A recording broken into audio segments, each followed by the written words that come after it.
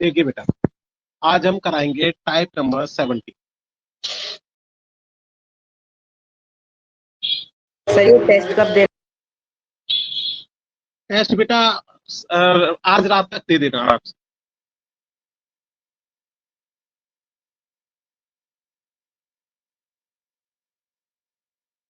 जो पुराना वाला टेस्ट है उसे आज रात तक दे देना, रात में चाहे 12 बजे तक दे देना, और जो आज डालूंगा उसे कल रात आप 12 बजे तक दे देना। ठीक है बेटा। टाइप नंबर 17 से आपको एग्जाम में 2 क्वेश्चंस मिल जाएंगे, और वो भी 100% आपको 2 क्वेश्चन मिलेंगे।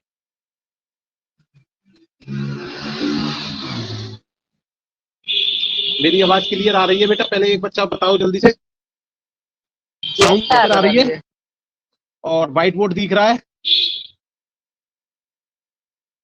Yes white board sir. दिख रहा है?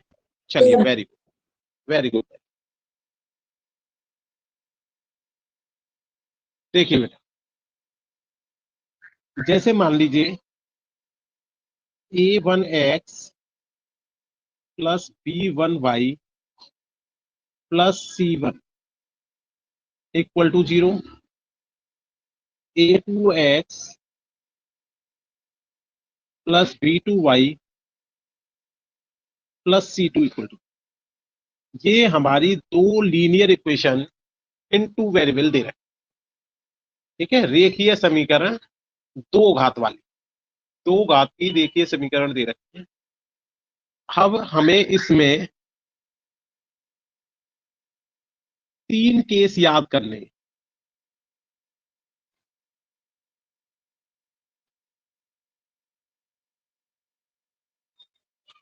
अगर a1/a2 की वैल्यू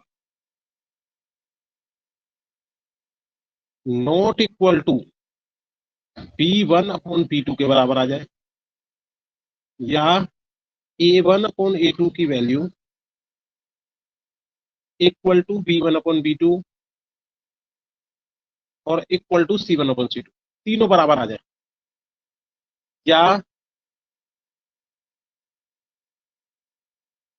a1/a2 की वैल्यू b1/b2 के तो बराबर आ जाए, लेकिन c1/c2 के बराबर ना आए।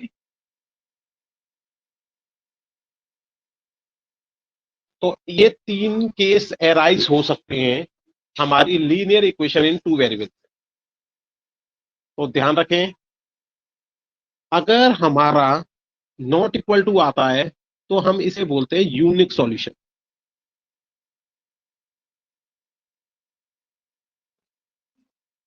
अगर ये तीनों बराबर आते हैं तो इसे बोलते हैं इनफाइनाइट मैनी सॉल्यूशन।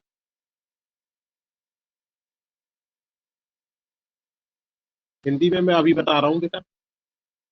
और तीसरा केस, अगर a1/a2 इक्वल टू b1/b2 आ जाए, नॉट इक्वल टू c1/c2 आ जाए, तो इसे बोलते हैं हम नो सॉल्यूशन।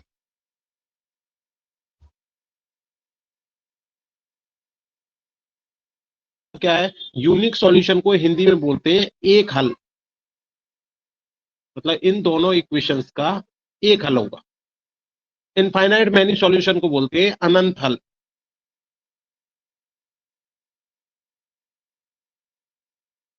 सर आपकी सर स्क्रीन हैंग हो रही है सर, आवाज भी रुक रुक के आ रही है।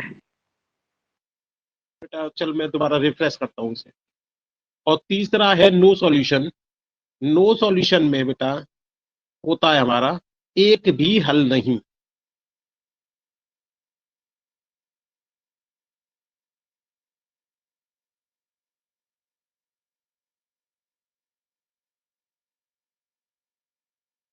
अगर यूनिक सॉल्यूशन दे रखा है तो यूनिक सॉल्यूशन का मतलब जो एक हल होता है इसका, इसमें जो लाइन होती है वो कैसी लाइन होती है? Intersecting line.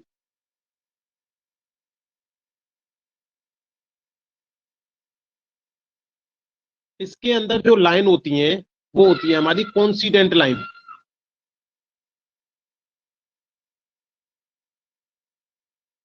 और इसके अंदर जो लाइन होती है हमारी वो होती है पैरेलल लाइन। सभी बच्चे बेटा इसे नोट कर लो जल्दी से। बस एक लास्ट टॉपिक और देख लीजिए इसका। इंटरसेक्टिंग लाइन में क्या होता है, लाइन एक दूसरे को एक बिंदु पे काटती है। कोइंसिडेंट लाइन में क्या होता है, लाइन एक के ऊपर एक होती है। और पैरेलल लाइंस में क्या होता है, लाइन को यदि बढ़ाया जाए तो वो एक दूसरे को नहीं काट। ये वाला टाइप मैं पहले भी करवा चुका हूं, इसे दोबारा इसलिए करवा रहा हूं कि ये बेटा बहुत ज्यादा इंपॉर्टेंट है। इसमें अब कुछ नए तरह के क्वेश्चंस और कराऊंगा। ये टाइप मैंने पहले करा दिया था। आप में से कुछ बच्चे ऐसे होंगे जिन्हें याद आ रहा होगा। कोई बच्चा ऐसा है जिसे याद आ रहा है कि मैंने ये टाइप कराया है? तो टाइप मैंने सर करा आपने चुका है। स्कूल में करवाया था। स्कूल में नहीं बेटा, इसमें भी कराया, ऑनलाइन भी कराया। Yes sir.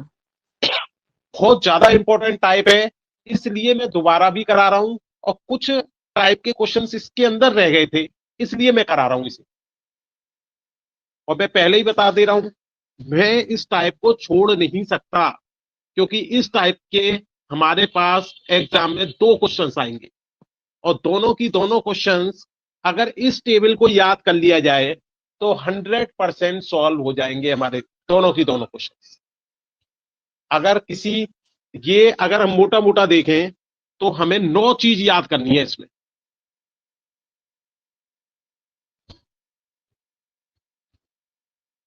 देखिए, एक तो ये वाला पॉइंट याद करना है हमें, जब a1/a2 not equal to b1/b2 हो तो यूनिक सॉल्यूशन नाम होता है, ये याद करना है। हिंदी में तो एक हल बोलते हैं, तो दोनों में से कोई एक चीज याद करोगे। लाइन कैसी होती है हमारी, इंटरसेक्टिंग लाइन। इंटरसेक्टिंग लाइन का मतलब लाइन जो है प्रतिच्छेद करेंगी एक दूसरे को। प्रतिच्छेद करने का मतलब एक दूसरे को काटेंगी। तो वो डायग्राम तो अपने आप बना दोगे अगर आपको पता है कि ये लाइन इंटरसेक्ट करेंगे।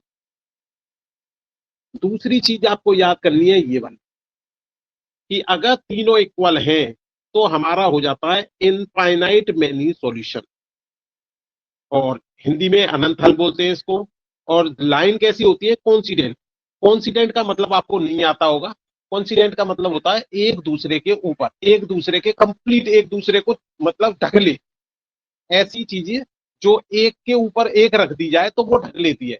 जैसे हमारी बुक में पेज होते हैं, तो अगर बुक के ऊपर एक एक पेज के ऊपर दूसरा पेज रख दिया जाए तो पहला पेज कंप्लीट ढक जाता है, उसी को हम कोइंसिडेंट बोलते हैं। इसके बाद तीसरा जो कंसेप्ट आपको याद करना है इसमें, वो ये याद करना है कि a1/a2 not equal to c1/c2। और इस केस में कंडीशन क्या बनती है हमारी, नो सॉल्यूशन, मतलब एक भी हल नहीं। और लाइन कैसी होंगी मेरी, पैरेलल लाइन।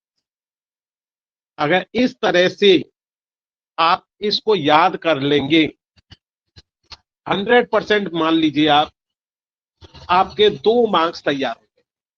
अब कैसे तैयार होंगे वो देख लें।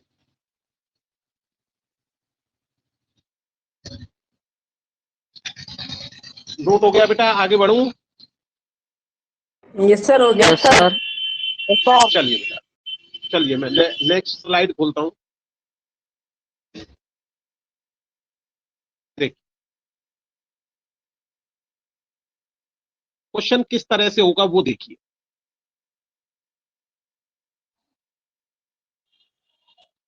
इस तरह से एक इक्वेशन दे दी, 3x + 2y + k = 0। 2x + 3y + 7 = 0। उसने कहा ये दोनों लाइन हमारी नो सॉल्यूशन प्रूव कर रही हैं। एक मिनट, नो सॉल्यूशन तो बन ही नहीं सकता। ये दोनों लाइन हमारी यूनिक सॉल्यूशन बना रही हैं, ऐसे दे दिया। दोनों लाइन हमारा यूनिक सॉल्यूशन बना रही हैं, तो k की वैल्यू फाइंड कर। तो यूनिक सॉल्यूशन के लिए एक हल के लिए हमारा जो कंडीशन होती थी वो कंडीशन हमने देखी। यूनिक सॉल्यूशन के लिए हमारी कंडीशन क्या होती थी, उस कंडीशन को हमने देखी। हमारी कंडीशन होती थी A1/A2 not equal to B1/B2, और यूनिक सॉल्यूशन के लिए जो है C1/C2 के बारे में कुछ कहा नहीं जाता था। तो बेटा थोड़ा सा क्वेश्चन चेंज करना पड़ेगा ये, क्योंकि C1/C2 के बारे में कुछ भी नहीं कहते थे वो। तो क्वेश्चन को चेंज करके हम क्या करते हैं, यहां पे करेक्शन कर देते हैं, यहां पे K लिख देते हैं और यहां पे 3 लिखते हैं। क्वेश्चन बेटा दोबारा से नोट कर लीजिए, थोड़ा सा चेंज करना पड़ा मुझे क्वेश्चन। मैं देखता हूँ इरेजर मिल जाए तो मुझे। मिल गई।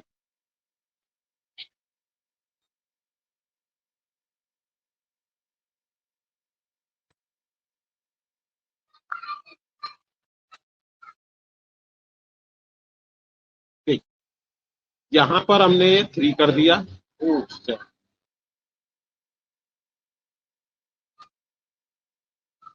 यहां पर हमने 3 कर दिया और यहां पे कर दिया।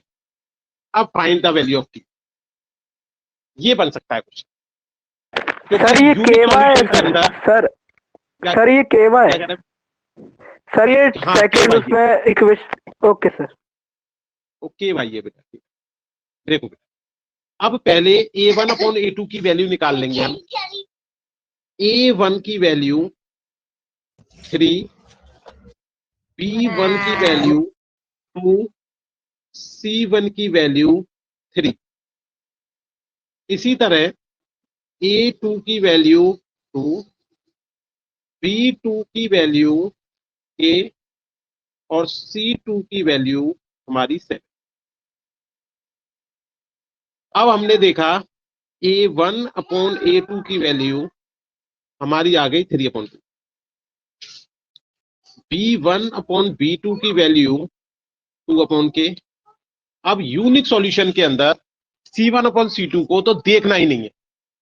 तो अकॉर्डिंग टू कंडीशन, अगर मैं यहां पर इस फॉर्मूले में A1/A2 not equal to B1/B2 की वैल्यू लगाऊंगा तो ये वैल्यू आ जाएगी 3/2 नॉट इक्वल टू 2/, यदि मैं क्रॉस मल्टीप्लाई कर दूं तो 3K not equal to 4, K not equal to 4/, this is your answer.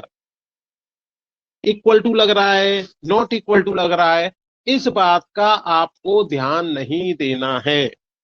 अगर नॉट इक्वल टू लग रहा है तब भी आपको जैसे इक्वल टू वाले क्वेश्चंस को हम सॉल्व करते थे वैसे ही सॉल्व करना है। सर एक और बार समझा दी सर, A1/2 देखिए बेटा दोबारा देखो, क्योंकि इस तरह का क्वेश्चन 100% आएगा।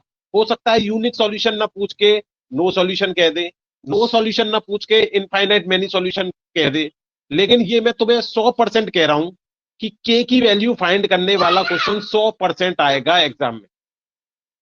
तो इस बात को अच्छी तरह याद कर लो। जब तक मैं इस वाले कंसेप्ट को नहीं याद करूंगा, ये वाला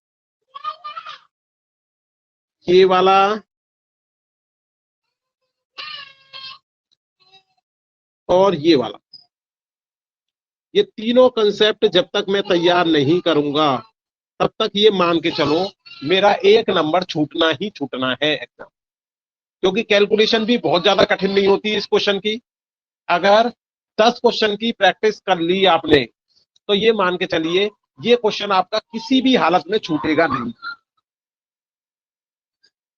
तो इसलिए बेटा टेस्ट देना इसलिए जरूरी है कि अगर तुम्हें टाइप समझ में आ गया और टेस्ट में आपने क्वेश्चन को सही कर लिया तो ये मान के चलिए वो आपकी परमानेंट मेमोरी में चला जाएगा। सर आप यहाँ पर क्लास में सर आपकी वॉइस ब्रेक हो रही है सर। मैं दोबारा कनेक्ट करता हूँ बेटा, सर आप दोबारा कनेक्ट करता हूँ मैं।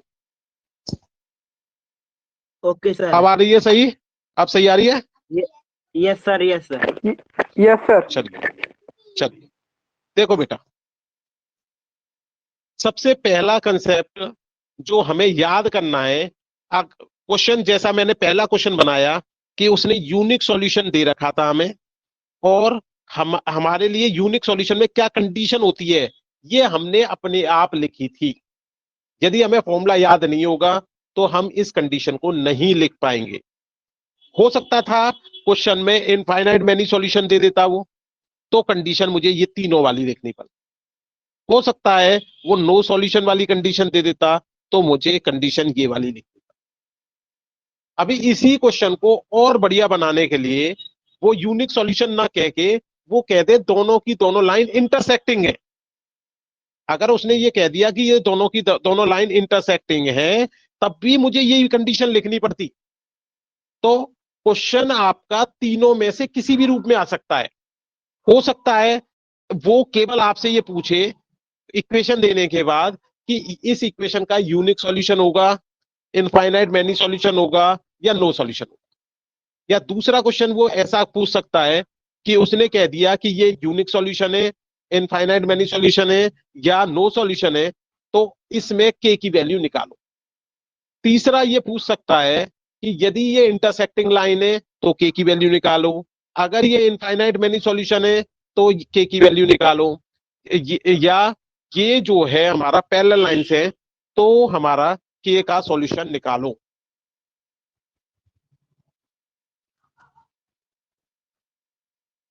अब देखिए क्वेश्चन को, देखो इसको,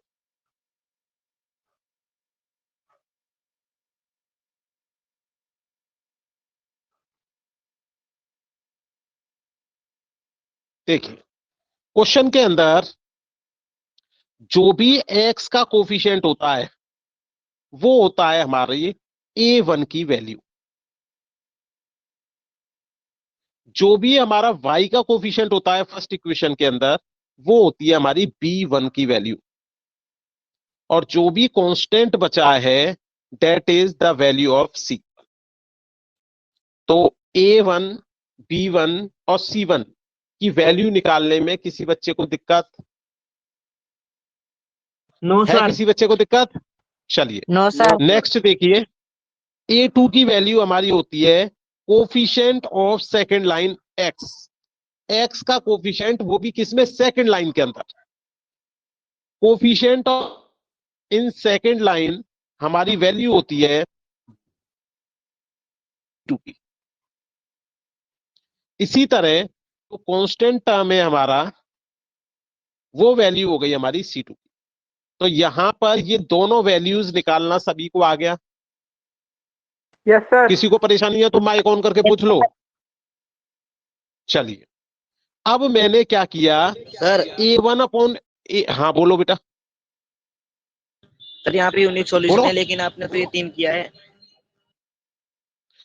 बेटा वैल्यू, ये जो वैल्यू निकाली है ना मैंने, अभी दूसरा मार्कर लगाता हूं।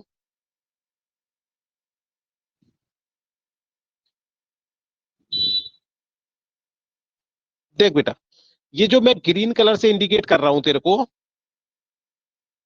ये जो ग्रीन वाला बॉक्स है, ये वैल्यू तो वो कुछ भी पूछ ले, वैल्यू हमेशा सबकी निकालेगा तू। ठीक है? ये ग्रीन बॉक्स के अंदर a1, b1, c1, a2, b2, c2, ये तो इक्वेशन को देख के सभी क्वेश्चंस में आपको निकालना है, चाहे वो यूनिक सॉल्यूशन बोले, चाहे वो इनफाइनाइट मैनी सॉल्यूशन बोले, चाहे वो नो सॉल्यूशन बोले, या उल्टा बोले वो कहे इंटरसेक्टिंग लाइन है, वो कहे कि ये दोनों लाइन कॉन्सिडेंट है, या वो कहे कि ये दोनों लाइन पैरेलल लाइन है, तब भी आपको ये वैल्यू निकालनी है। मतलब इस तरह का यदि कोई भी क्वेश्चन आ रहा है तो ये जो ग्रीन वाली वैल्यूज है ये तो पहले सबसे पहले निकाल ही ले। तेरे को कुछ भी समझ में आ रहा है या नहीं आ रहा, हो सकता है इसे निकालने के बाद कुछ समझ में आ जाए आपको। तो बात समझ में आ गई? Yes sir. चलिए अब इसके बाद क्या किया मैंने बेटा, a1 अपॉन a2 की वैल्यू निकाल ली, क्योंकि मुझे पता है यूनिक सॉल्यूशन के लिए हमारा जो फॉर्मूला होता था वो ये वाला होता था। जब यूनिक सॉल्यूशन के लिए फॉर्मूला ये है तो मुझे निकालनी किसकी वैल्यू है, A1/A2 की वैल्यू निकालनी है और B1/B2 की निकालनी। अब क्योंकि इस फॉर्मूले के अंदर C2 नहीं आ रहा है तो C1/C2 की वैल्यू मैं निकालूंगा ही नहीं। अब मैंने इस फॉर्मूले के अंदर A1 की वैल्यू रख दी, A1 की वैल्यू मेरी क्या थी 3, A2 की वैल्यू रख दी, A2 की वैल्यू भी 2, बीच में नॉट इक्वल टू आ रहा है तो नॉट इक्वल टू रख दिया, इसे बोलते हैं नॉट इक्वल टू। देखो ये तो हमारा इक्वल टू है, अगर इस इक्वल टू को काट दिया जाए तो इसे बोलते हैं नॉट इक्वल टू। तो सिंपल सा कंसेप्ट है, कोई कठिन तो है नहीं है। B1/B2 की वैल्यू आ रही है हमारी और B2 की वैल्यू आ रही है K। केवल इसको क्रॉस मल्टीप्लाई करके हमें K की वैल्यू निकाल देनी है और K की वैल्यू इक्वल टू में नहीं आएगी, K की वैल्यू आएगी नॉट इक्वल टू। मतलब K की वैल्यू 4/3 के अलावा बाकी कुछ भी हो सकती है। इसका मतलब ये है, इसका मतलब ये नहीं है K की वैल्यू 4/3 आएगी, इसका मतलब ये है K की वैल्यू 4/3 नहीं आएगी, बाकी कुछ भी आ सकती है जो नॉट इक्वल टू लगा रहा है। अगर देखो बेटा इस वाले कंसेप्ट को भी अच्छी तरह समझ लो, मैंने बोला x की वैल्यू 3 आ रही है तो इसका क्लियर सा मतलब है कि x जो है 3 है, x 3 के बराबर है। लेकिन यदि मैंने ये बोल दिया x नॉट इक्वल टू 5 तो इसका मतलब x 5 नहीं है, 5 के अलावा सब कुछ है। ऐसा भी हो सकता है x की वैल्यू 1 हो, 2, 3, 4, 6, 7, मतलब जितने नंबर लाइंस में रियल नंबर में नंबर होते हैं सारे के सारे एग्जिस्ट करेंगे, केवल किसको छोड़ के, 5 को छोड़ के।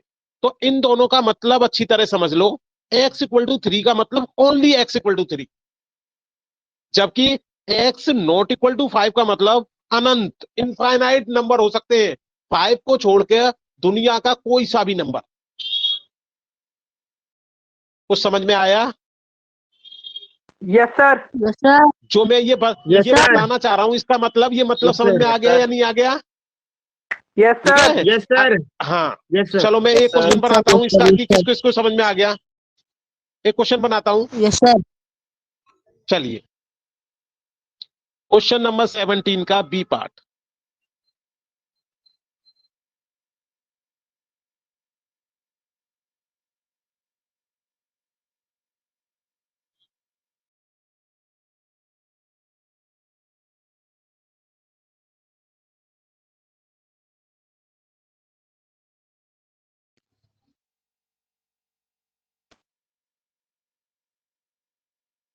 चलिए बेटा, अगर ये हम कह रहे हैं ये जो है नो सॉल्यूशन है तो हमें के की वैल्यू फाइंड करनी है। ध्यान रखना, नो सॉल्यूशन बोला है मैंने,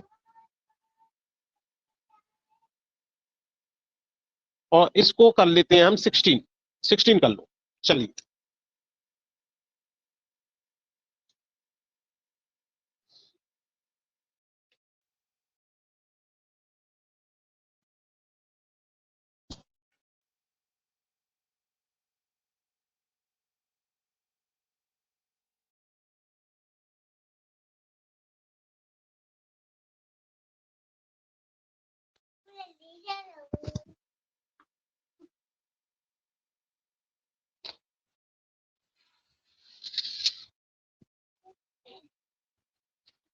पढ़ेंगे।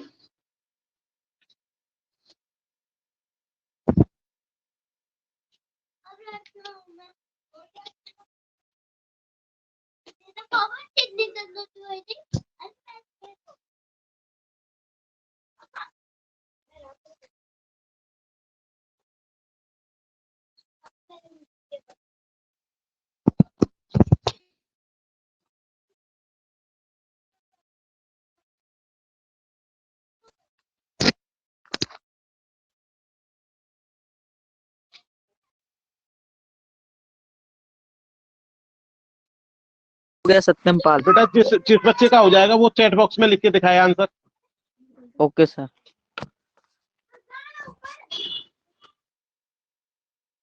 Okay sir.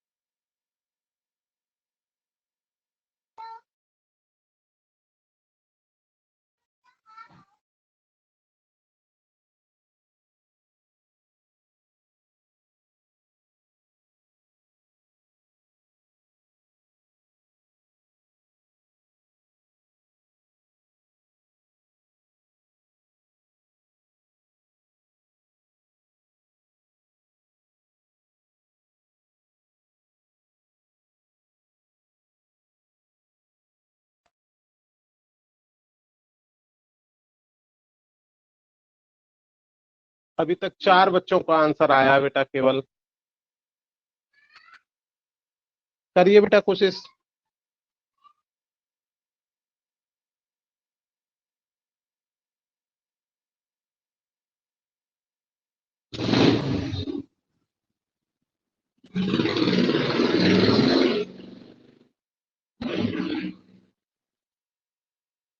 सर भेज दिया।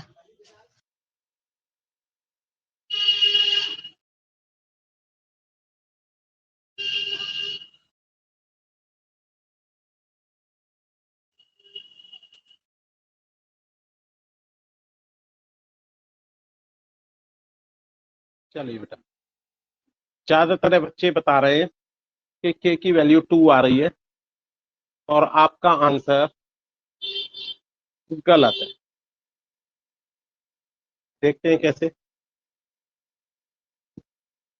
अभी भी 2 मिनट का टाइम देता हूं मैं, अगर किसी को अपना आंसर चेंज करना है तो चेंज कर सकता है।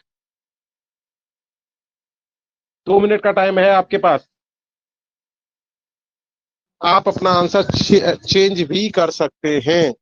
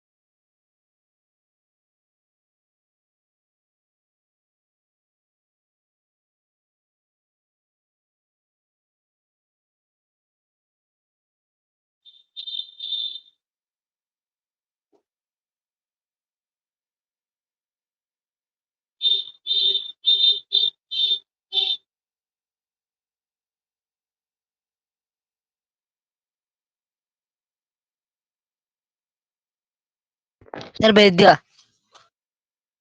चलिए मैं चेक करता हूं।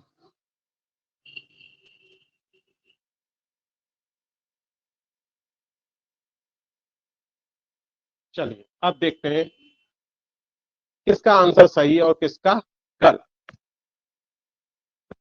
देखिए, सबसे पहले मैंने क्या किया, अपना A1, A2, B1, B2, C1, C2 की वैल्यू निकाल।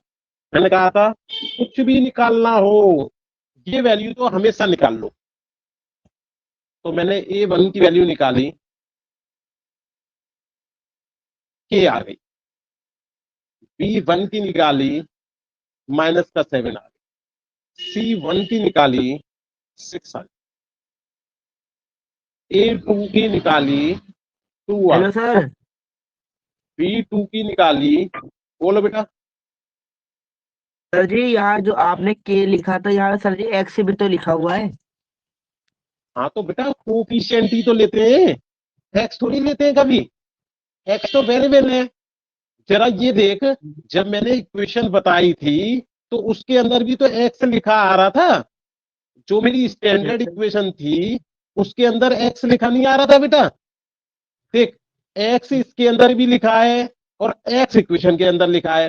तो अगर इनकी तुलना करेंगे तो A1 की वैल्यू क्या आएगी या A1 की वैल्यू के एक्स आएगी। सर जी के आएगी समझ में आ गया। ठीक है हिमांशु, ऐसी गलती नहीं करते बेटा। ठीक है सर। चलिए अब आगे देखते हैं। कंडीशन दी मुझे नो सॉल्यूशन। अब मैंने देखा भाई नो सॉल्यूशन की क्या कंडीशन मैंने करा रखी है आपको।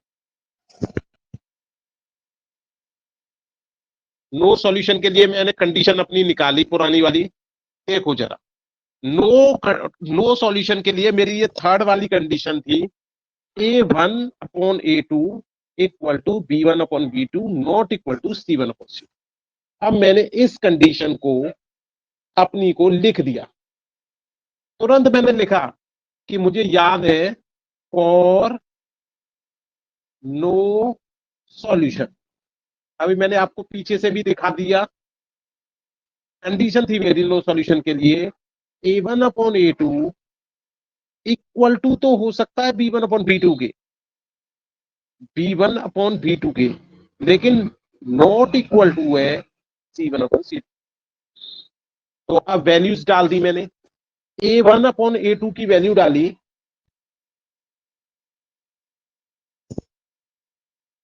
देखिए बेटा इसे हटाता हूं, मैंने डाली, एक मिनट ये लाइन कैसे आ गई,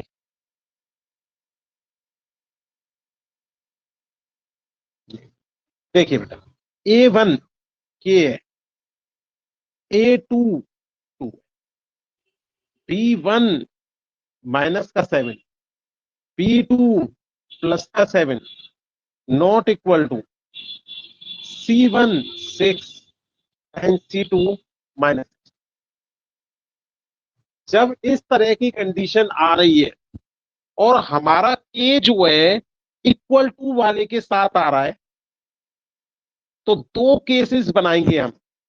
एक केस तो बनाएंगे K/2 इक्वल टू -7/7, और एक केस बनाएंगे K/2 नॉट इक्वल टू 6/-16।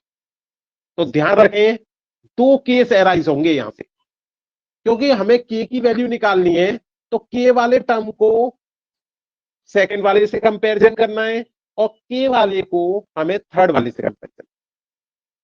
जब K वाले को हमने सेकंड वाले से कंपैरिजन किया, तो ये आ गया हमारा K इक्वल टू माइनस का 7, 2 ऊपर आ जाएगा, 7 नीचे, 7 से 7 कैंसिल आउट हो जाएगा, तो K की वैल्यू आएगी -2।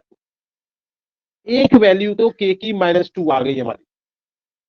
अब दूसरी वाली देखी, K equal to not equal to, sorry, ये 2 ऊपर चला जाएगा, तो 6 2 जा, और माइनस का 16 नीचे आ रहा है, तो इसका मतलब K नॉट इक्वल टू ये आ जाएगा हमारा, 2 से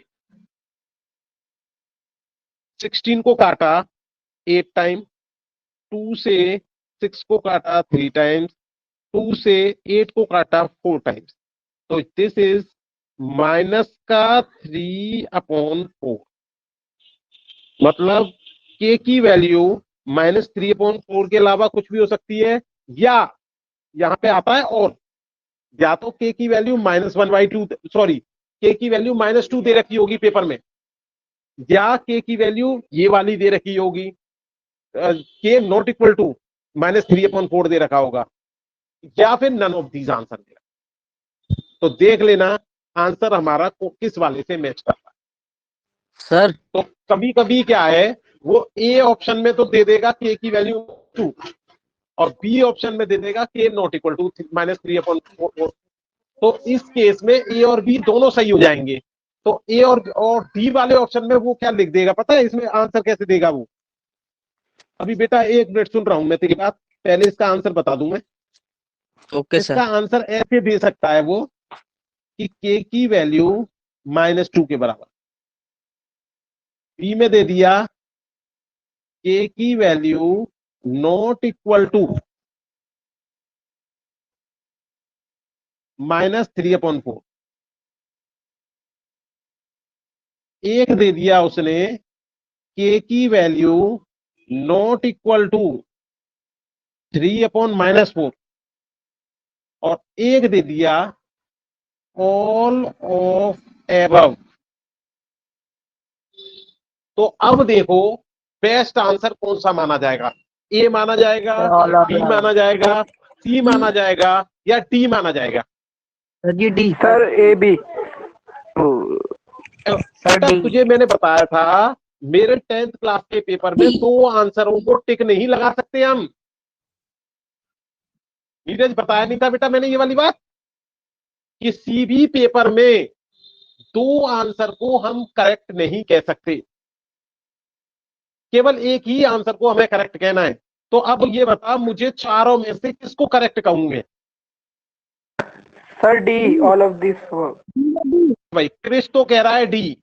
क्या कोई बच्चा मेरा ऐसा है जो डी के अलावा किसी और आंसर को टिक करना चाह रहा है इसमें? बी। बोलो बेटा, डी। सुन रहा हूँ। सभी बच्चे डी कह रहे हैं।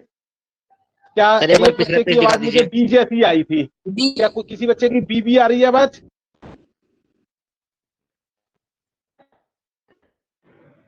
इसमें ऐसे सर अगर करके हम भी ए आंसर आ और बी सकता में था से बेटा। एक सर अगर हम ए और बी में से एक को भी टिक करेंगे तो भी सही होगा।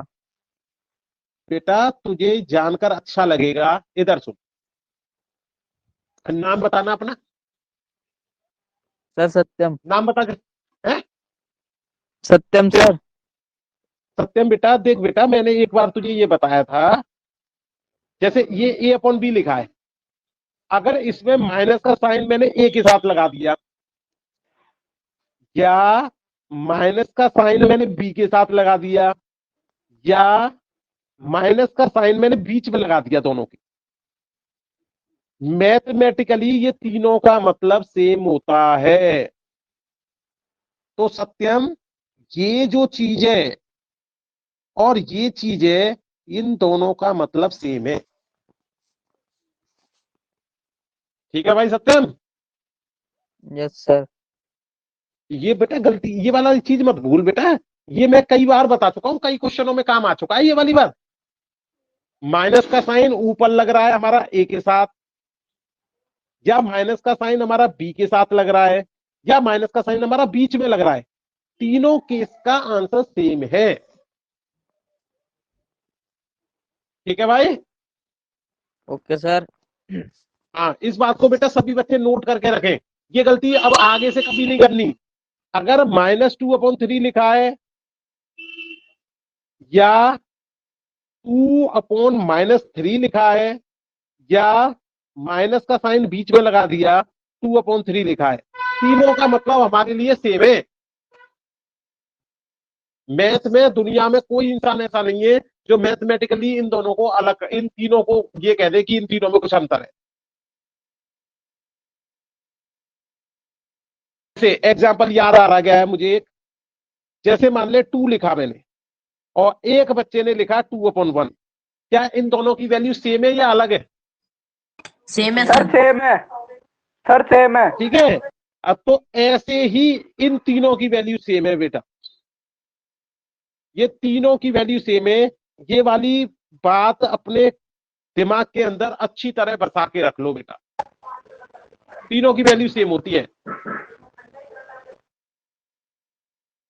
अब आते हैं हम पीछे क्वेश्चन पे।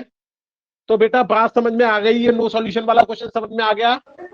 सर यदि कोई बच्चा ऐसा है जिसको नहीं समझ में आया तो वो बताओ मुझे। सर ये फर्स्ट मेथड समझा दीजिए सर, जो आपने k/2 इक्वल टू में -7/7 सर, ये वाला समझा दीजिए सर एक और बार।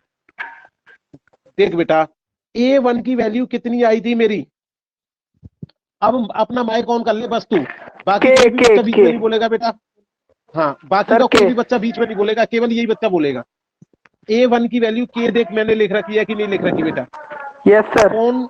अपॉन लिख दिया। 2 A2 की वैल्यू बोल बेटा। सर A2 की 2 A2 की वैल्यू बोल। देख मैंने 2 लिख रखा है। हाँ, बीच में इस किसका साइन लग रहा है ये?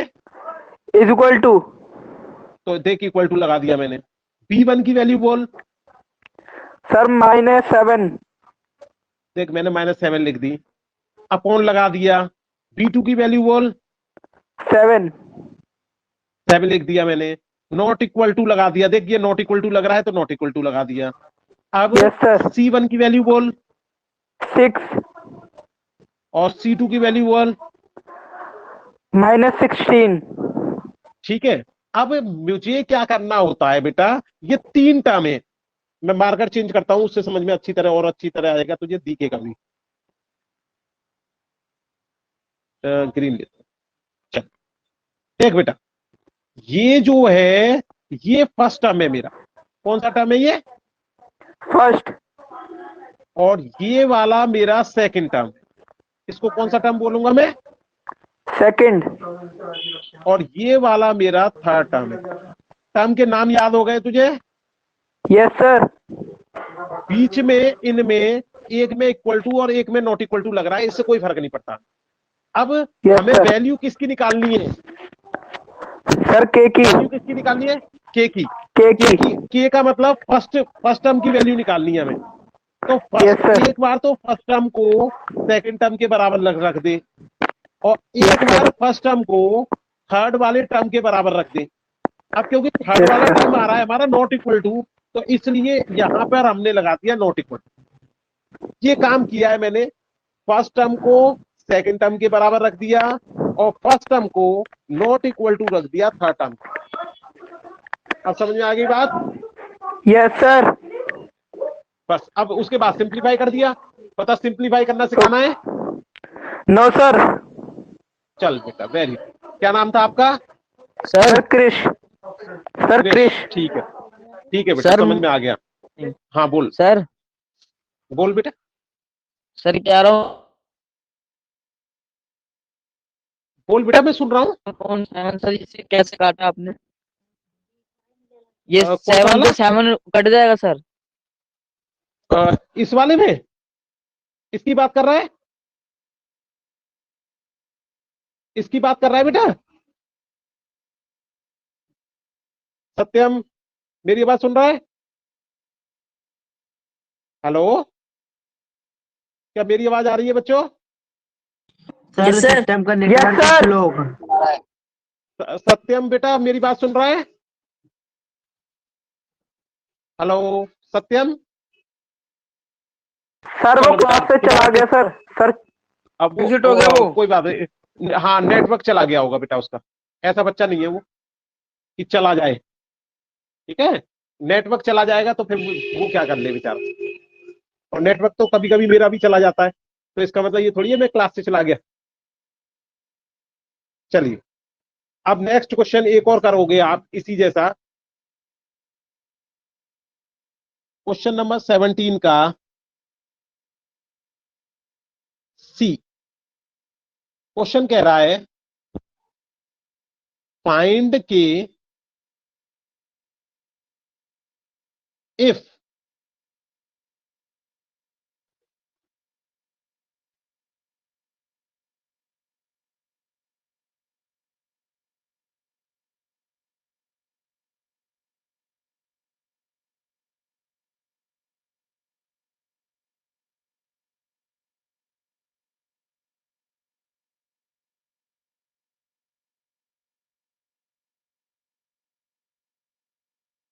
ये बेटा के है।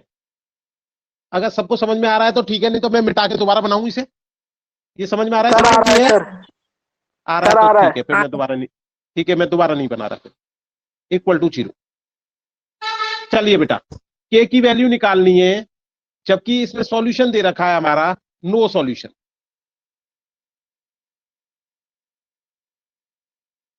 निकालो बेटा के की वैल्यू। और ये भी ध्यान रखना, अगर के की वैल्यू 2 निकलेंगी तो 2 निकालनी है, 1 निकलेगी तो 1 निकालनी, ठीक है? सभी बच्चे चैट बॉक्स में आंसर भेजेंगे।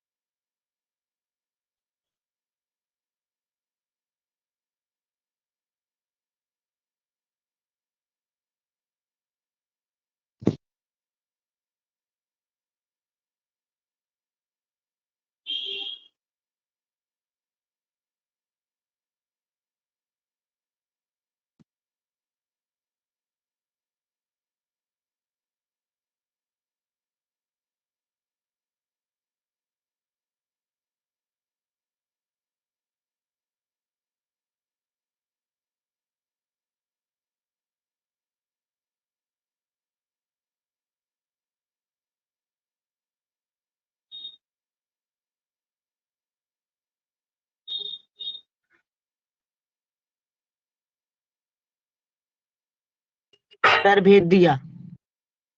ओके।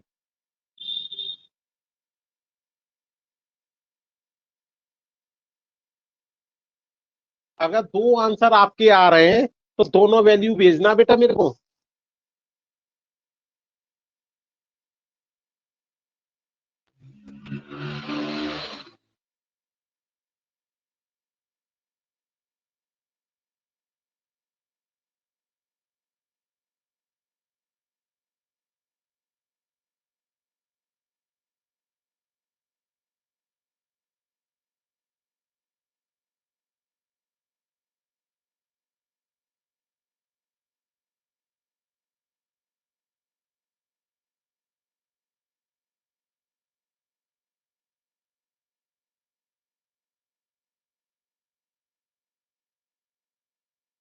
अभी तक बेटा कुछ ही बच्चों के आंसर आए हैं, जल्दी करिए।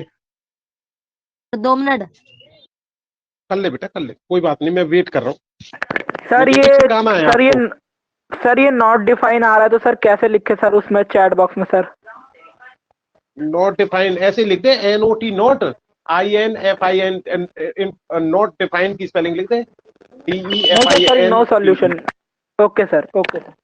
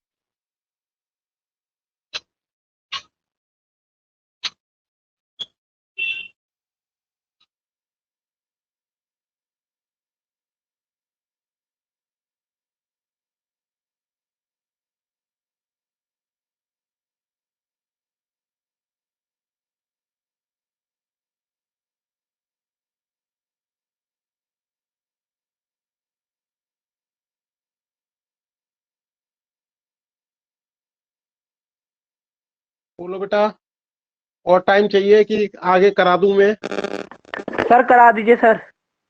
चलिए बेटा देखिए, सबसे पहला काम मैंने A1 B1 C1,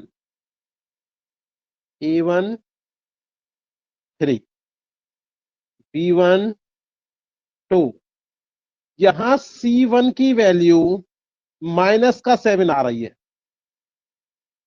देखो ध्यान से, C1 की वैल्यू 7 नहीं आ रही।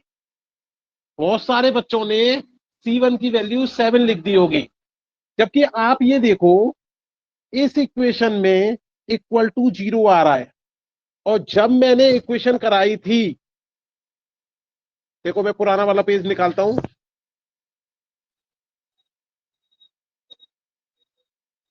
जब मैंने आपको कंसेप्ट कराया था तब हमारा RHS में क्या आ रहा था बेटा? 0।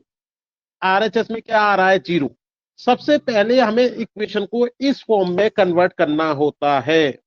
तो जब हमने इस इक्वेशन को इस फॉर्म में कन्वर्ट किया तो इस के को, जो ये जो प्लस का 7 आ रहा है, पहले मुझे इक्वेशन को इस तरह से लिखना पड़ेगा, 3x + 2y, ये जो प्लस का 7 दिख रहा है इसको इधर लेके आऊंगा -7। ये वाली बात कितने बच्चों को समझ में आ गई? सर एक और बार समझा दीजिए सर। सर मुझे आ गया समझ में। पहले मेरी बात सुनो, RHS में मुझे हर हालत में 0 चाहिए। अब RHS में 0 चाहिए, जबकि यहाँ पे RHS में मेरा 7 आ रहा है। तो इस 7 को, प्लस के 7 को LHS में भेजने के लिए, ये प्लस का 7 है, यहां पर मुझे लेफ्ट हैंड -7 साइड। लिखना पड़ेगा। अब RHS में मेरा 0 आ गया फर्स्ट वाली इक्वेशन में और सेकंड वाली इक्वेशन। अब इसको अगर हम मोटा मोटा कहें तो सबसे पहले इसे नई इक्वेशन बनाएंगे हम। अब इसके आरएचएस में 0 आ चुका है, नीचे वाली इक्वेशन के आरएचएस में पहले से ही 0 दे रखा है। तो अब हम इसे सिंप्लीफाई कर देंगे। A1 3, B1 2, C1 -7। ये गलती बहुत सारे बच्चों ने कर दी होगी। A2 6, B2 4, C2 माइनस का K। अगर हमने इसे सिंप्लीफाई किया, वो सॉरी, नो सॉल्यूशन वाली कंडीशन लिखी, A1/A2 equal to B1/B2 not equal to C1/C2। ये कंडीशन आनी चाहिए थी हमारी। अब इसमें वैल्यू लिखूंगा बेटा, मैं पेज चेंज करूंगा। यहां तक जिस बच्चे को नोट करना है वो नोट कर लो जल्दी से, मैं पेज चेंज करने वाला हूं बेटा। क्या किसी बच्चे को इसे नोट करना है? सर हो गया। बाकी कोई और बच्चा अगर नोट करना चाहे तो बेटा माइक ऑन कर लो, नहीं तो फिर मैं नेक्स्ट पेज कर रहा हूं। या ऐसा करता हूं, मैं ऊपर कर देता हूं बेटा, ठीक है, ऊपर दिख भी जाएगा तुम्हें। Yes sir. इधर दूर कर, ऊपर ज्यादा बढ़िया रहेगा।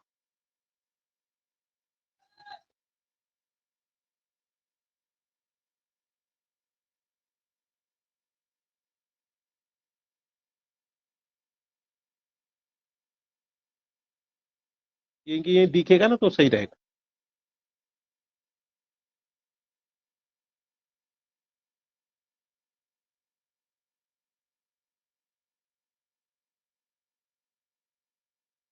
देखिए बेटा, ये कंसीडर करें कि नेक्स्ट पेज पे जा रहा हूं मैं, मान लो।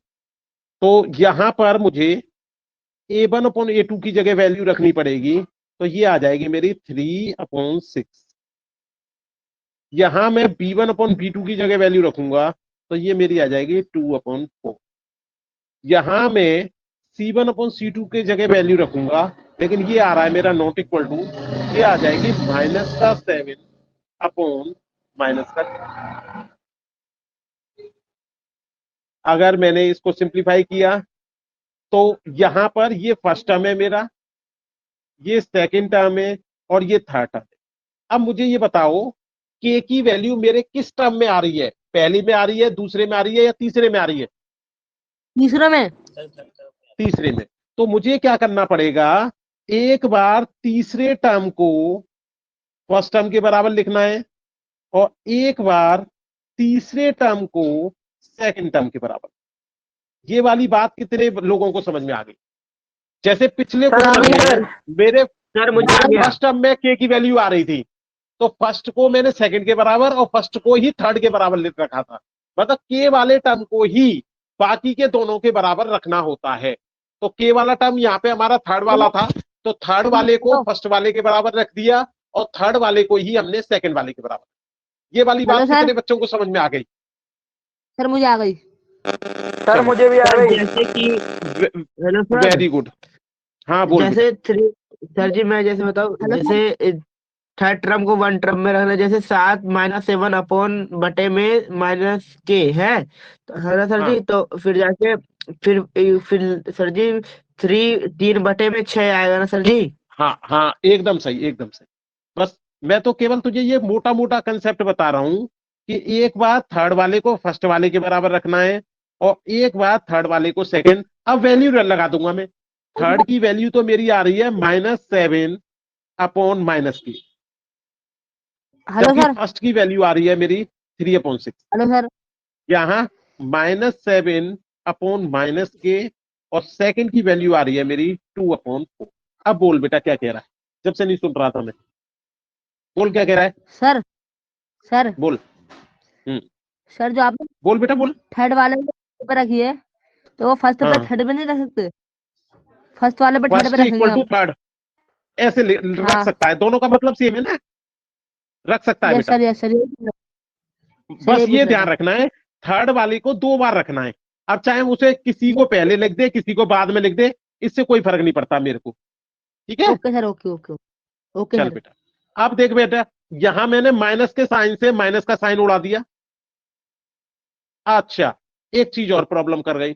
अब ये थर्ड वाला फर्स्ट वाले के बराबर रखा और थर्ड वाला सेकंड वाले के, ये जो नॉट इक्वल टू है, क्योंकि थर्ड वाले के साथ नॉट इक्वल टू है तो ये नॉट इक्वल टू दोनों के साथ आ जाएगा। ये जो नॉट इक्वल टू है ये थर्ड वाले के साथ चल रहा है बेटा। तो ये वाली बात और ध्यान रखो, जब नॉट इक्वल टू होगा तो वो हमेशा जो भी टर्म होगा ओके ओके उसके साथ चलेगा। ठीक है, ये वाली बात समझ में आ रही है? ओके सर ओके फिर क्योंकि थर्ड चलिए, दोनों पे है ना इसलिए। हाँ, तो अब देखो इधर क्रॉस मल्टीप्लाई करेंगे तो ये हो जाएगा 7 6 42 नॉट इक्वल टू 3 की, और ये वाला हो जाएगा माइनस का 28, इसमें भी माइनस को माइनस से काट देते हैं भाई। ठीक है, तो ये हो जाएगा प्लस का 28 इक्वल टू 2 की। अब इसको सिंप्लीफाई किया कि नॉट इक्वल टू 42/3, तो 3 से ये कट गया 1 4 14 टाइम्स। अब यहां पे देखा कि not equal to that is 40, तो ये दोनों ही आंसर मिल सकते हैं पेपर में। ओ सॉरी, ये तो रिजल्ट ही दोनों सेम आ गए, तो इसका मतलब अगर ये दोनों रिजल्ट सेम आ गए तो एक ही आंसर मिलेगा। फिर अगर ये दोनों रिजल्ट आते तो हम देखते हैं दोनों में से जो भी आंसर आ रहा है उसे लगा देंगे। अगर दोनों ही आंसर आ रहे हैं तो हम लिख देंगे, जैसे पिछले क्वेश्चन में हमारा ऑल ऑफ दीज आ गया था। अब इस क्वेश्चन में के भी आंसर में नए वाले बनाता हूं। देखो, एक और नया तरीका सिखाता हूं। इसके आंसर बनाने के लिए वो क्या क्या बना सकता था।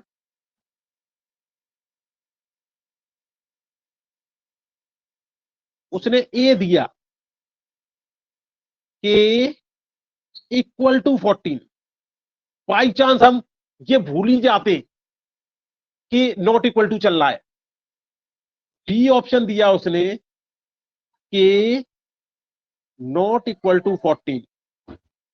हाँ सर सी ये वाला होगा ऑप्शन बी। दिया उसने, अभी बेटा रुक तो जा, देख तो सही तमाशा, कि नॉट इक्वल टू माइनस का 14 माइनस के, और डी दे दिया उसने B and C both correct. अब बता मुझे, ए आंसर लगाएगा, बी लगाएगा, सी लगाएगा या डी लगाएगा? D sir D G D D D D. तो बेटा सर डी इसलिए सर। एग्जाम में कभी भी पहले आंसर को देख के खुश मत हो जाना, बाद वाले को भी पढ़ लेना, हो सकता है बाद वाला उससे भी बढ़िया आ जाए। तो ओके समझ सर में आ ओके गया ओके कि इस तरह से भी ओके पागल सर बना सकता है ओके वो तुम्हें। Okay sir. सर आपकी सर वॉइस सर ब्रेक हो रही है। सर ब्रेक हो रही है अब आपकी वॉइस। बेटा मैं बहुत ज्यादा कुछ नहीं कर सकता, नेटवर्क बहुत ज्यादा स्लो है और मैं छत पे बैठा हूँ। इससे ज्यादा बेटा छत पे से कूद नहीं सकता मैं नीचे। ठीक है, घर के अंदर बैठा ही नहीं इसीलिए। कल कल यस छत सर पे यस। थोड़ी ठीक आई। हाँ, कल छत पे नेटवर्क थोड़ा सा ठीक आया था, इसलिए आज मैं पहले से ही शुरू से ही मैं छत पे ही बैठ गया। ठीक है बेटा, इससे ज्यादा आगे मैं कहीं जा नहीं सकता। Thank you sir, thank you. नहीं नहीं ओके बेटा, सर कोई बात नहीं, वो कोई बात नहीं, लेकिन बस मैंने तुझे बता दिया, इससे ज्यादा की कंडीशन है नहीं मेरे पास। सर जी चलो छत पे बेटा, बैठे ठंडी नहीं लग रही? अब क्या करें बेटा, ये तो सब करना पड़ता है बेटा, मजबूरी है, ये क्या किया जाए। ठंड लगेगी तो लगने दे, काम तो करना ही है, और काम से बड़ी चीज कुछ नहीं होती बेटा। Yes sir. चलिए, नेक्स्ट नेक्स्ट पेज देखिए। नेक्स्ट क्वेश्चन बेटा,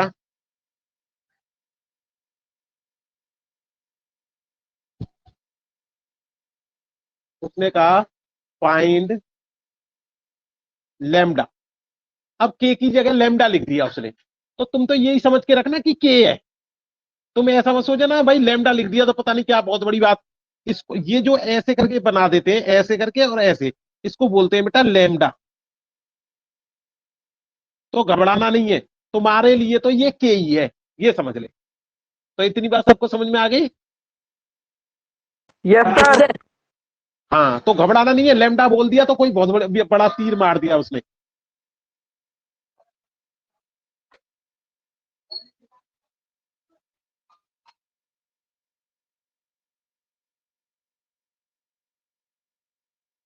सर ये लैम्डा एक्स है सर। हाँ लैम्डा एक्स है।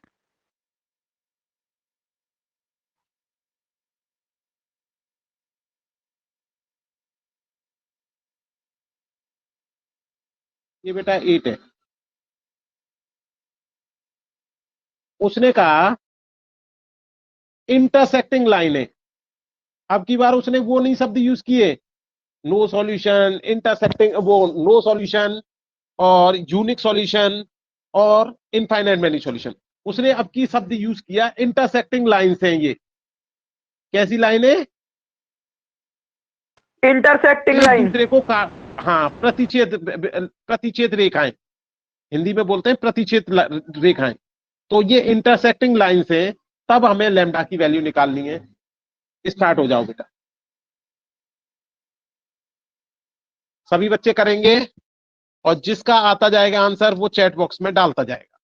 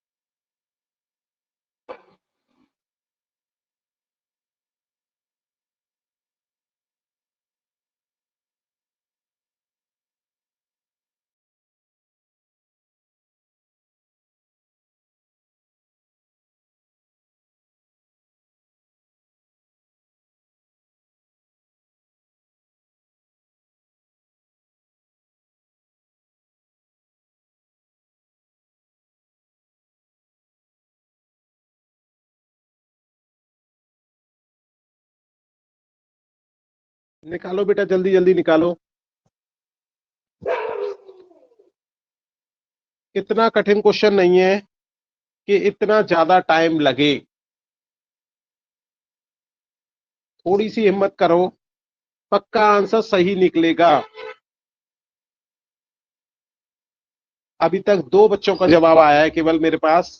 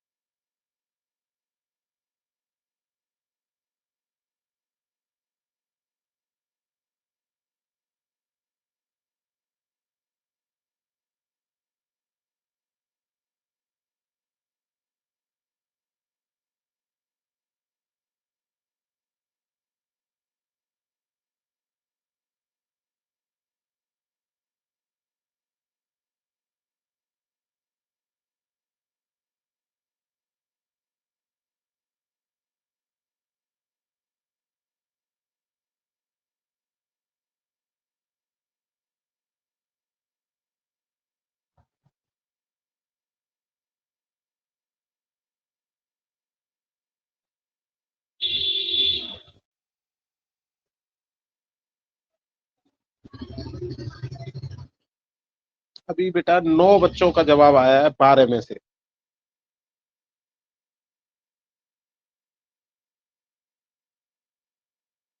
चलिए देखते हैं बेटा। सबसे पहले ये जो इक्वेशंस हैं ये हमारी स्टैंडर्ड फॉर्म में नहीं दे रखी, तो पहले इन इक्वेशंस को हम स्टैंडर्ड फॉर्म में चेंज करेंगे। देखते हैं, जैसे लैम्डा एक्स,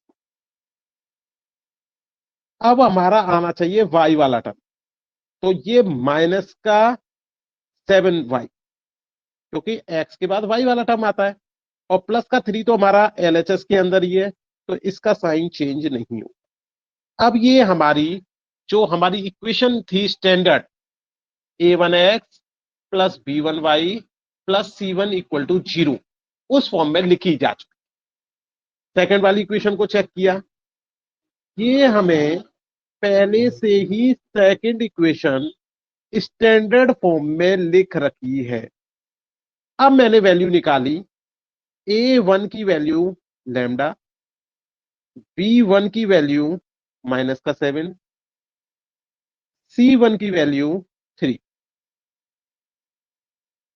a2 की वैल्यू 3, b2 की वैल्यू 2 और c2 की वैल्यू हमारी -8 आ चुकी।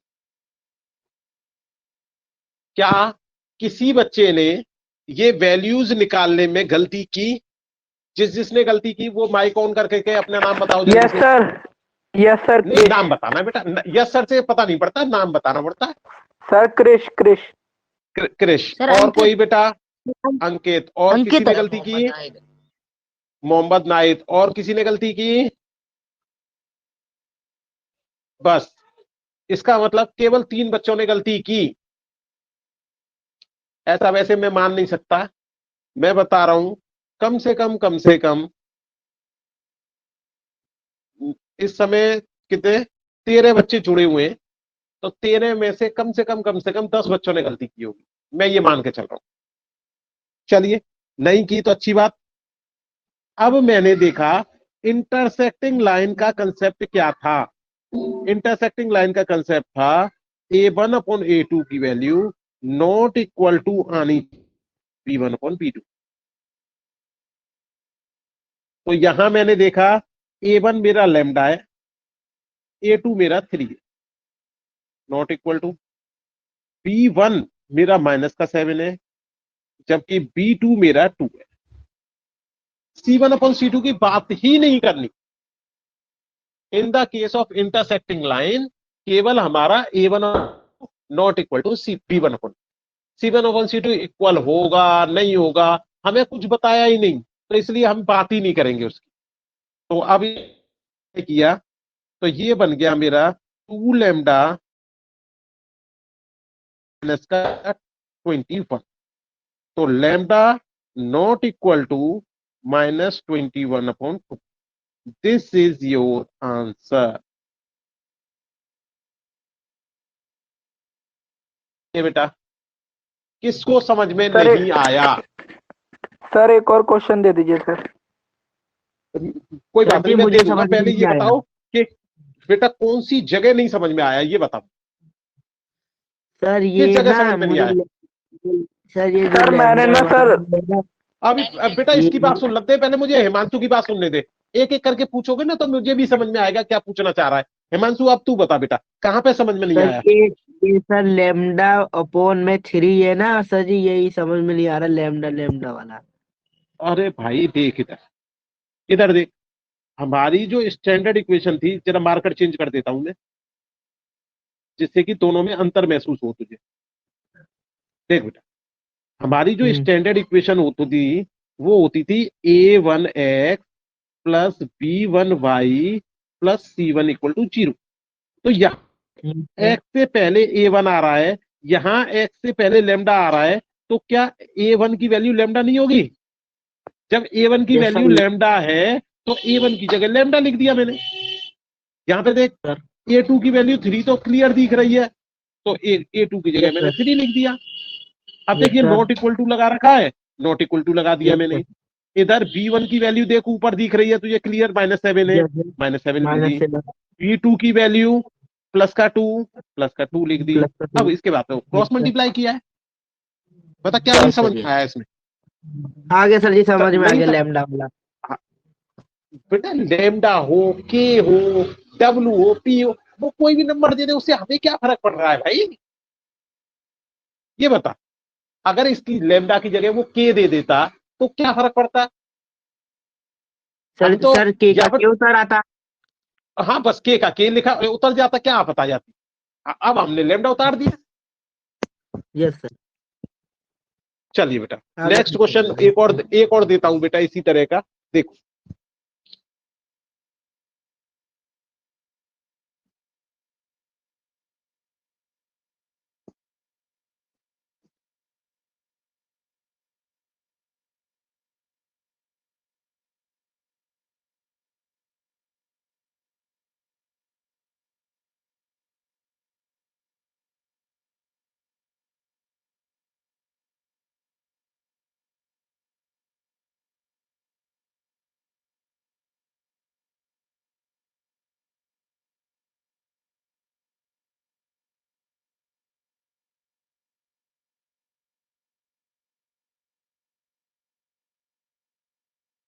Find lambda if both equation represent no solution।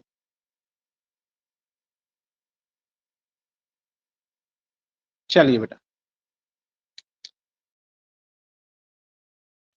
या इसकी जगह और बढ़िया बताता हूं,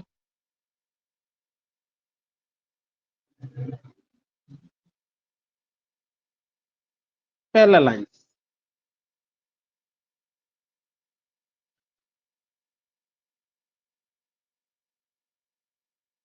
चलिए बेटा,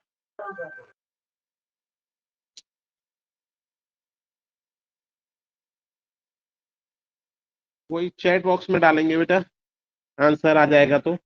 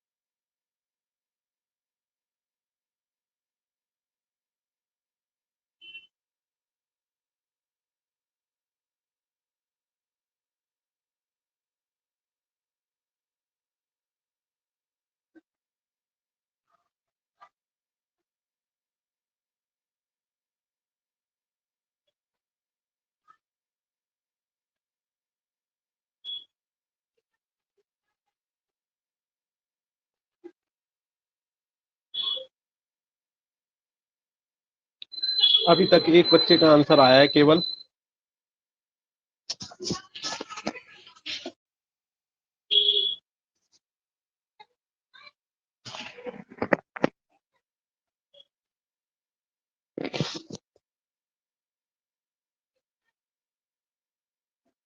चलो 3 बच्चों का जवाब आया है अभी तक, 4 हो गए।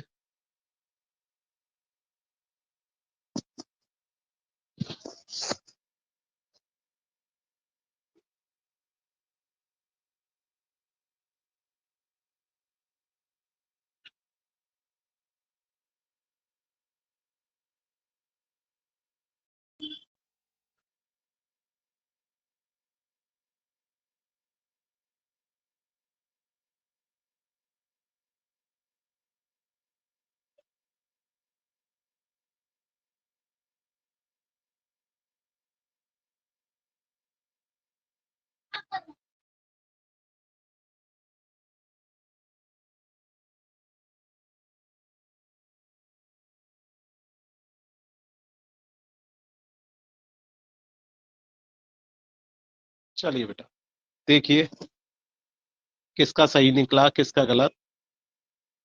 सबसे पहले हमने देखा क्या ये हमारी स्टैंडर्ड फॉर्म में लाइन है या नहीं। No sir, no no sir. Sir, तो इसको इसको स्टैंडर्ड फॉर्म में चेंज किया मैंने।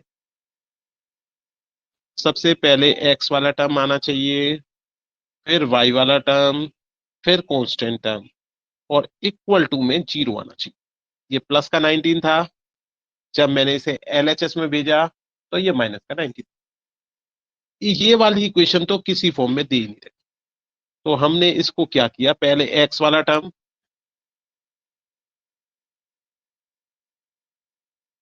फिर y वाला टर्म,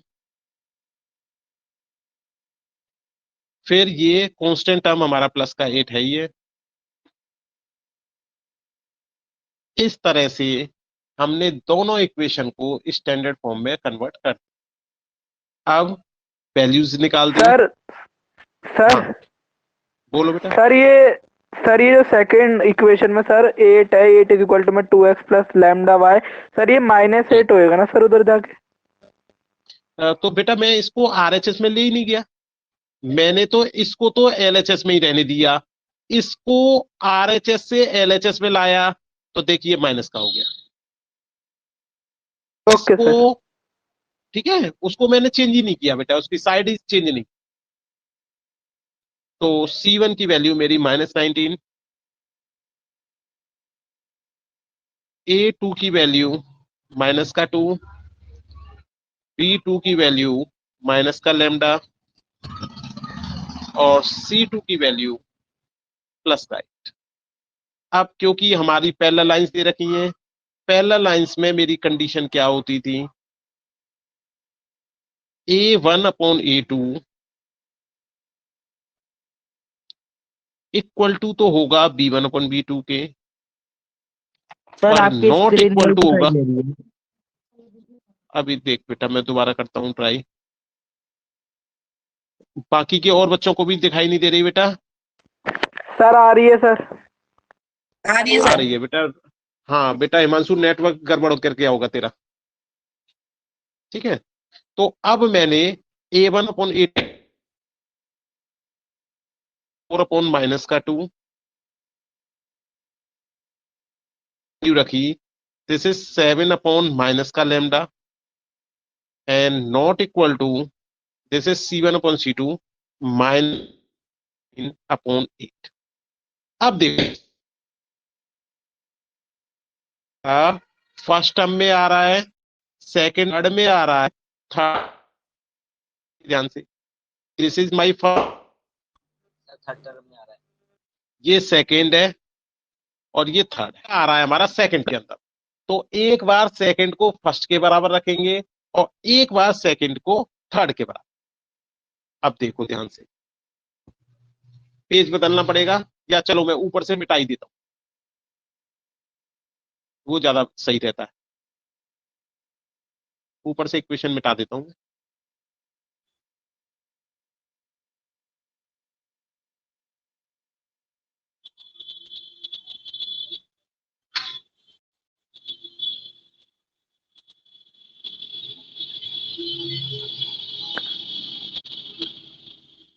सर आपकी स्क्रीन सर हैंग हो रही है। चलो कोई बात नहीं, अभी मैं करता हूँ दोबारा से। चलो अब देखो दिख रही होगी। दिस इज माइनस का 4 अपॉन माइनस, सॉरी माइनस का 4 नहीं है, प्लस का 4 ही है। ये है 4 अपॉन माइनस का 2 इक्वल टू 7 अपॉन माइनस का 2। एक बार तो ये, एक बार हो गया 7 अपॉन माइनस का lambda not equal to minus का 19 अपॉन 8। मतलब फर्स्ट को सेकंड के बराबर रख दिया और एक बार सेकंड को, क्योंकि ये नॉट इक्वल टू लगा रखा है, थर्ड के बराबर। अब देखो यहाँ पे क्रॉस मल्टीप्लाई किया, ये हो गया माइनस का 4 लेमडा माइनस का 14 lambda equal to -14 upon minus का 4। माइनस से माइनस कट जाएगा और 2 से ये कट जाएगा, 2 टाइम्स ये कटेगा 7 टाइम्स। माइनस से माइनस कट गया तो ये 7 अपॉन 2 आ गया एक। दूसरा इधर की साइड देखो, दिस इज 7 8 जा 56 और ये माइनस और माइनस प्लस का 19 लेमडा। तो यहां से लेमडा की वैल्यू यदि निकालेंगे तो ये आ जाएगी हमारी 56 अपॉन 9। अब मुझे ये बताओ किस बच्चे का आंसर सही आया था। वो बच्चा माइक ऑन करके अपना नाम बताए। क्या किसी बच्चे का सही आया था? सर बताइए किसका सही था। सर जी मेरा सही था, लेकिन मैंने थोड़ा सॉल्व नहीं करा था। अच्छा चलो, इतना तो चल जाए। इसका मतलब एग्जाम में सॉल्व कर सकते हो। जब दिखेगा ना कि हमारा आंसर नहीं आया, बोलो बेटा। मेरा भी सही था। बोलो, सर ये सुन रहा फर्स्ट हूँ, सुन रहा हूँ बेटा, बोल। सर ये फर्स्ट वाली वो सर ये फर्स्ट वाली वो समझा दीजिए सर। ये 4 अपॉन -2 इक्वल टू में 7 अपॉन माइनस लैम्डा सर। देख बेटा इस वाली वैल्यू को देख, इन दोनों को वैल्यू 4 दे रखी है हमें। जरा देखो यहाँ पे A1 की वैल्यू 4 दे रखी है या नहीं दे रखी? Yes sir. 2 की है या नहीं दे रखी? ये दिख रही है नहीं दिख रही? सर स्क्रीन हैंग हो रही है सर। A1 की वैल्यू 7 दे रखी है, ये रही। Yes sir. यू माइनस से अब आगे मैंने क्रॉस मल्टीप्लाई कर दिया बेटा, प्लस के 4 का माइनस लेमडा से मल्टीप्लाई करूंगा तो ये आ जाएगा मेरा माइनस का 4 लेमडा और ये माइनस के 2 का 7 मल्टीप्लाई करूंगा, ये आएगा माइनस।